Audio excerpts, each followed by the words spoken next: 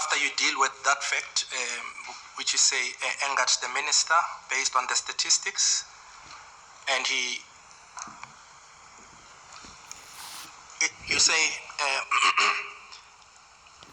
the conclusion was that the minister said he's not going to talk to any of the team members, but he was only going to talk to you. You write paragraph, Commissioner? Yeah, remember in 141 you dealt Yes. with the minister's reaction? Oh, correct. And then you said earlier that the minister indicated that he was not going to deal with any other member of the PKTT, but he would communicate with yourself. I'm referring to your earlier evidence. Yes, that's correct, Commissioner. Then, if I can ask you to proceed to para 142. 142, at some point during the meeting, the minister stated that he did not understand why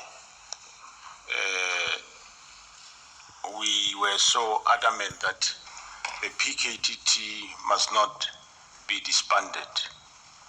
Then he said that the president is in agreement that the PTT be disbanded.